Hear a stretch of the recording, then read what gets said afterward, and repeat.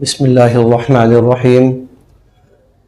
तहारत और पाकी से मुताल्लिक़ एक मसला ये है, बसा औक़ात घरों में कारपेट बिछे होते हैं और सोफ़ा वग़ैरह होता है। बच्चा या बसा औक़ात बड़ा कहीं उस पर पेशाब कर बैठता है। ज़्यादातर ये बच्चों का होता है कि छोटे बच्चे होते हैं, कारपेट पे पेशाब कर देते हैं और घर वालों ने अक्सर उन जगहों पर नमाज भी पढ़नी होती है, कारपेट वगैरह पर या सोफ़े के ऊपर बसा औक़ात किसी ने बैठकर नमाज पढ़नी होती है या चेयर पे नमाज पढ़नी होती है और उस पे बच्चा कहीं पेशाब कर देता है।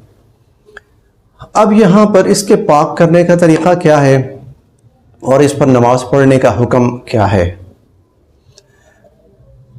पाक करने का तरीक़ा यह है, अगर तो वो कारपेट उठाया जा सकता है तो उसको उठाया जाए और उठाकर जिस हिस्से पे बच्चे ने पेशाब किया है उस हिस्से पे अच्छी तरह पानी बहाया जाए। एक दफ़ा जब पानी बह जाए और इतना पानी बह जाए कि टपकना बंद हो जाए तो फिर कोशिश की जाए कि एक दफ़ा दोबारा उसके ऊपर अच्छी तरह पानी बहाया जाए हत्ता कि वो पानी टपक कर नीचे निकल जाए। और अगर कोई शख्स महसूस करे कि अभी कहीं ना कहीं थोड़े से नापाकी के असरात बाकी हैं तो तीसरी दफ़ा भी वो इसी तरह उसको धो सकता है। ये तो वो सूरत है कि कारपेट है या कोई कंबल है, छोटा है, उसको उठाया जा सकता है। लेकिन अगर ऐसा कारपेट है जो बड़ा है, भारी है, जिसको उठाना मुमकिन नहीं है या जो फर्श के साथ जुड़ा हुआ है, उसका तरीक़ा यह है कि जिस जगह पर बच्चे ने पेशाब किया है या कोई भी नापाकी गिरी है, एक दफ़ा पानी डालकर उसको अच्छी तरह साफ़ किया जाए। साफ़ करने के बाद कोशिश ये की जाए कि वो जो पानी है जो उसको किसी तरह सक कर लिया जाए, किसी चीज़ के ज़रिए, स्पंज के ज़रिए या किसी और चीज़ के ज़रिए उस पानी को खुश्क कर लिया जाए।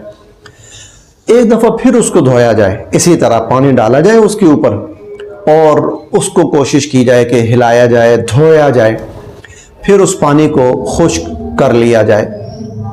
और उसके बाद अगर तो तसल्ली हो जाए कि अब सफाई हो गई है तो काफ़ी है, और अगर नहीं तो फिर एक दफ़ा और कर लिया जाए। 3 दफ़ा जब उसको इस तरह धो लिया जाए और उसके ऊपर से पानी को साफ़ कर लिया जाए, जितना मुमकिन हो खुश्क कर लिया जाए।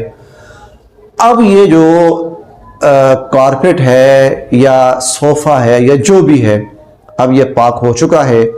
जब ये खुश्क हो जाए अब इसके ऊपर नमाज पढ़ी जा सकती है, अब इसके ऊपर बैठकर कुरान करीम पढ़ा जा सकता है। अब ये बिल्कुल पाक साफ़ है।